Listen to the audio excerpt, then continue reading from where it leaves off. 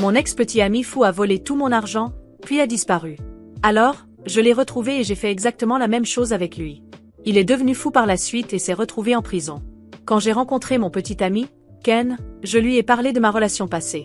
Je lui ai dit que l'homme avec qui j'étais était viol, et Ken a répondu en me disant qu'il s'occuperait de moi. En moins de 2 semaines, il m'envoyait des fleurs sur mon lieu de travail. Nous avons commencé à sortir ensemble rapidement, mais contrairement à la plupart des sociopathes, Ken n'a pas changé de comportement une fois que nous étions en couple. Au contraire, il a été le petit ami parfait pendant une année entière. Je pensais que j'allais me marier avec lui, mais un jour, je me suis réveillée et il avait disparu, emportant toutes ses affaires avec lui. J'ai appelé, mais il ne répondait pas. J'ai commencé à fouiller dans les tiroirs, espérant trouver quelque chose, mais j'ai remarqué que certains objets de valeur, comme ma montre, mes boucles d'oreilles et même quelques centaines de dollars en espèces dans mon portefeuille, avaient disparu. Ce qui est bien pire, c'est que lorsque je me suis connectée à mon compte bancaire, j'ai vu qu'il avait tout vidé. Chaque centime des 100 000 dollars que j'avais en épargne était parti.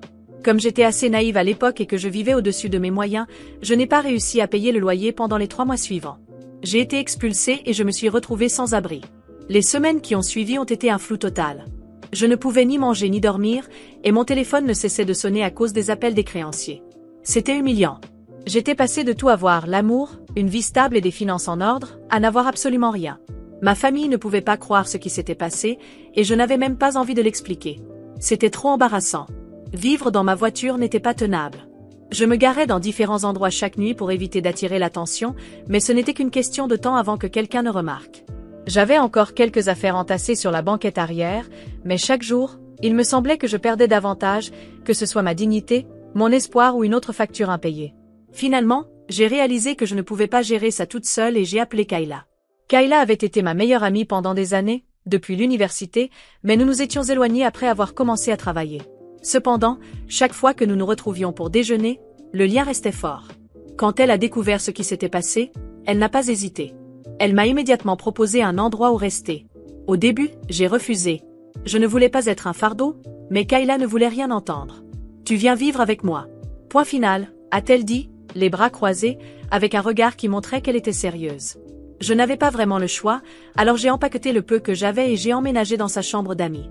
Ce n'était pas grand-chose, mais c'était bien mieux que de dormir dans ma voiture. La première nuit, j'ai pleuré de soulagement jusqu'à m'endormir. J'étais extrêmement reconnaissante que quelqu'un se soucie encore de moi après tout ce que j'avais traversé. Je suis restée un moment chez Kayla. J'ai postulé à des emplois et j'ai travaillé pour remettre mes finances en ordre. Mais peu importe à quel point je travaillais dur, une pensée me hantait sans cesse. Ken vivait quelque part avec mon argent, probablement en riant de la facilité avec laquelle il m'avait dupé. La rage que je ressentais était accablante. Je n'étais pas du genre à laisser les choses passer facilement, et plus j'y pensais, plus je devenais déterminée à le retrouver. Je savais que c'était insensé, et j'ai longuement réfléchi à si je devais simplement laisser tomber, passer à autre chose et reconstruire ma vie. Mais je ne pouvais pas. C'est alors que j'ai décidé d'engager un détective privé. C'était un risque.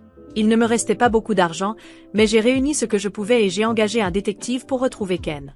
C'était une décision difficile, mais elle a porté ses fruits. De plus, je commençais à recevoir un salaire grâce à un emploi que j'avais récemment décroché dans un café. J'avais besoin de savoir où il était, ce qu'il faisait et s'il y avait une chance de récupérer mon argent. Après quelques semaines passées chez Kayla, un sentiment de culpabilité a commencé à s'installer. Même si elle me disait que je n'avais pas à m'inquiéter de payer un loyer, cela ne me convenait pas. Elle était ma meilleure amie, et je n'allais pas profiter de sa gentillesse. Un matin, en prenant un café, je lui ai dit que je commencerais à lui payer un loyer. Elle a refusé, disant que j'étais sa meilleure amie, mais je lui ai expliqué que cela me ferait sentir que j'avais un peu plus de contrôle sur ma vie.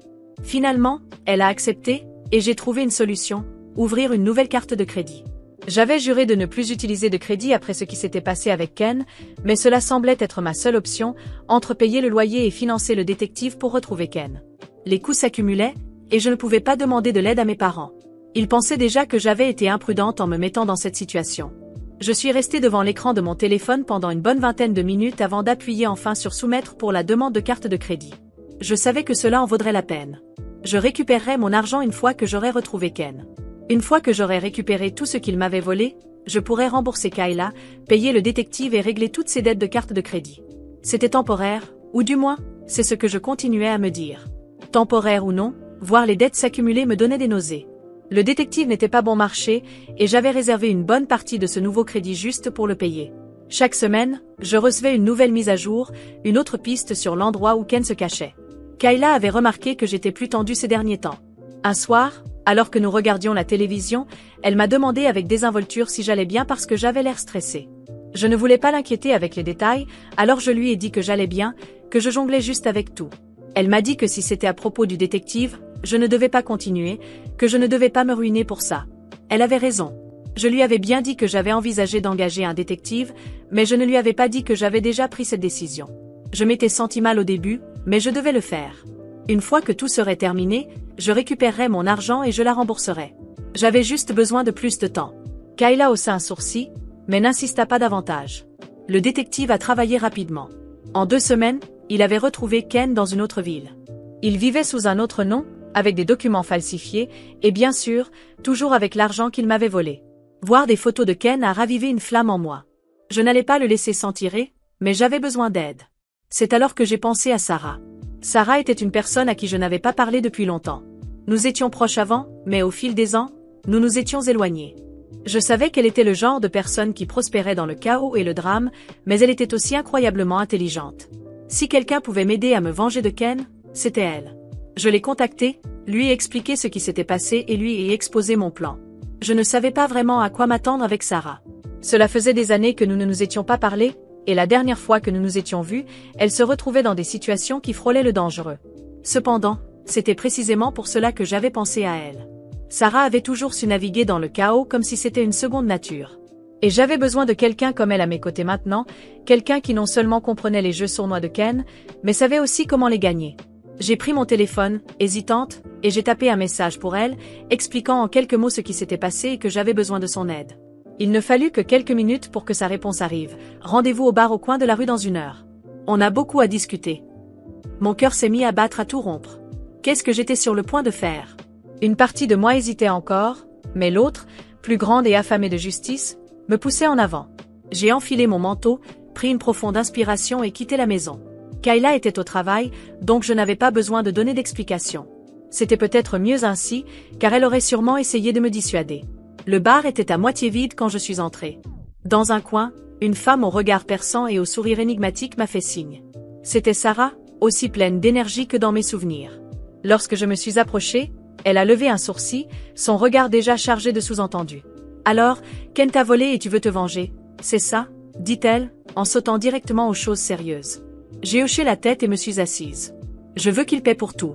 Il a détruit ma vie. » Sarah s'est penchée en avant, les yeux brillants d'un mélange dangereux d'empathie et d'excitation. « Tu es venue à la bonne personne, ma chère. On va y arriver. Mais avant tout, tu dois être prête.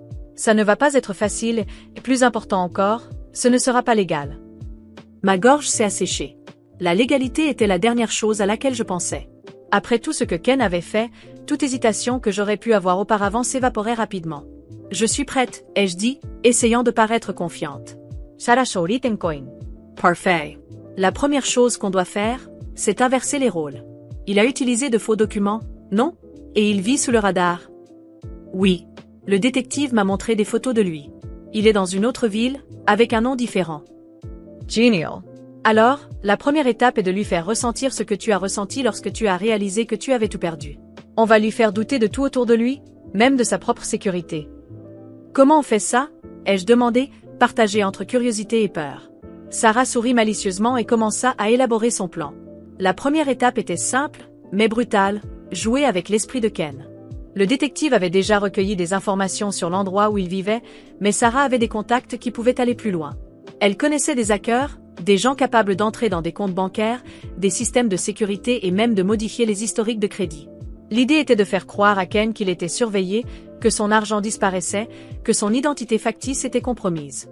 Peu à peu, nous allions détruire la vie qu'il avait construite avec ce qu'il m'avait volé. On va commencer doucement, expliqua Sarah.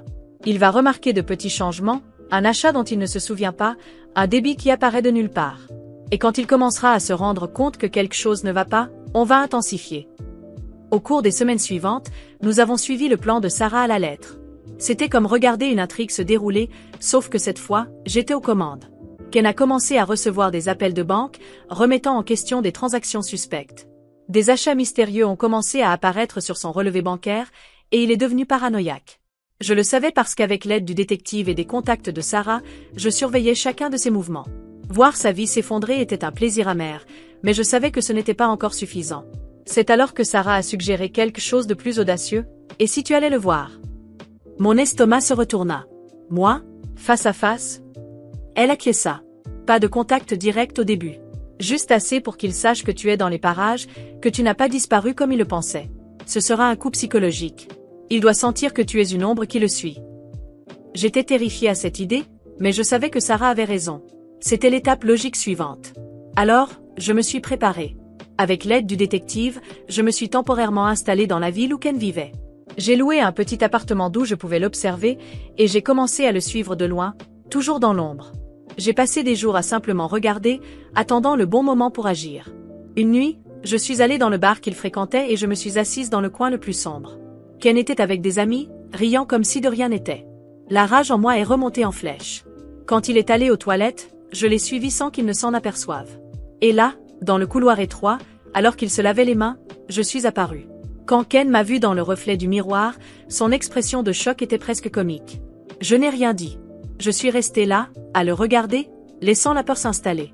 Il a essayé de dire quelque chose, mais sa voix s'est brisée. Je suis partie avant qu'il ne puisse réagir, sachant qu'à ce moment-là, j'avais planté la graine de la terreur. Ken a commencé à agir de façon erratique après cela. Il a annulé des sorties, modifié sa routine et même tenté de déménager, mais rien n'y faisait. Chaque fois qu'il pensait être en sécurité, j'étais là, apparaissant de loin, juste assez pour qu'il sache que j'étais dans les parages. À chaque apparition, il devenait plus paranoïaque, et cela ne faisait que m'alimenter davantage. La phase finale du plan de Sarah impliquait quelque chose d'encore plus sombre, détruire le peu de stabilité qu'il lui restait. Et c'est là que nous avons pris des mesures qui ont poussé Ken à commettre une erreur fatale. La paranoïa l'a conduit à tenter de transférer de grosses sommes d'argent en utilisant des stratagèmes frauduleux, et il n'a pas fallu longtemps pour que les autorités l'attrapent. Lorsque la police l'a arrêté, tout ce qu'il avait construit s'est effondré comme un château de cartes. J'étais là, de l'autre côté de la rue, lorsque Ken a été menotté. Il m'a vu, et ses yeux, remplis de désespoir, cherchaient une explication. Mais tout ce qu'il a trouvé, c'était mon sourire satisfait. À cet instant, j'ai su que j'avais gagné. Après l'arrestation de Ken, je pensais que la bataille était enfin terminée. Il était en prison, sa vie en ruine, et j'avais obtenu une sorte de justice. Cependant, il n'a pas fallu longtemps pour que la situation prenne un nouveau tournant. Un mois après son arrestation, j'ai reçu une lettre formelle d'un cabinet d'avocats. Ken me poursuivait en justice. L'accusation? Violation de la vie privée, harcèlement et même préjudice moral. Le plus absurde? Il voulait me faire passer pour la méchante dans cette histoire.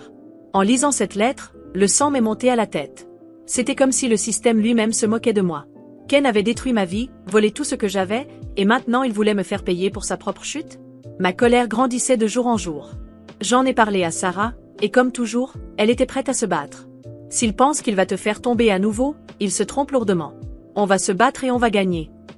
J'ai engagé un bon avocat avec le peu d'argent que j'avais économisé, et nous avons commencé à préparer notre défense. La stratégie était simple, inverser la situation et montrer que Ken n'était pas la victime, mais bien le prédateur. La première audience était tendue. Ken est arrivé au tribunal, portant ce que j'imaginais être son déguisement de l'homme repentant. Il avait l'air abattu, comme s'il voulait convaincre tout le monde qu'il était un homme injustement accusé. Son avocat a présenté son cas avec ferveur, affirmant que mes actions constituaient une campagne de terreur contre Ken, que je l'avais harcelé et ruiné sa vie. Ils ont même tenté de minimiser le vol qu'il avait commis, arguant qu'il n'y avait pas suffisamment de preuves qu'il avait vraiment pris tout mon argent. Moi, en revanche, j'étais déterminée à ne plus être manipulée. J'ai pris une grande inspiration lorsque mon avocat a commencé à présenter les preuves, toutes les transactions bancaires, les faux documents, les rapports du détective privé, bien sûr, l'impact dévastateur que Ken avait eu sur ma vie. Au tribunal, j'ai eu l'occasion de raconter mon histoire. J'ai parlé de ce que Ken avait fait, de la période pendant laquelle j'avais été sans abri, de la souffrance qu'il m'avait causée. Mon avocat a soutenu que toutes mes actions étaient une tentative de récupérer ce qui m'appartenait légitimement et que la véritable victime dans cette affaire, c'était moi. Les preuves étaient là, indiscutables. Après des mois d'aller-retour au tribunal, le verdict est finalement tombé. J'ai gagné le procès.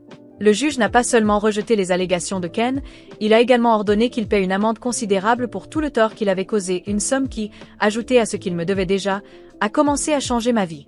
En outre, le juge a émis une ordonnance de protection contre Ken, lui interdisant tout contact direct ou indirect avec moi. Il devait maintenant garder ses distances, et toute tentative de violer cette ordonnance entraînerait des conséquences encore plus sévères. La sensation de soulagement était indescriptible. Pour la première fois, j'étais vraiment libre de Ken. Avec l'argent que j'ai reçu en dommages-intérêts, j'ai commencé à planifier la suite de ma vie.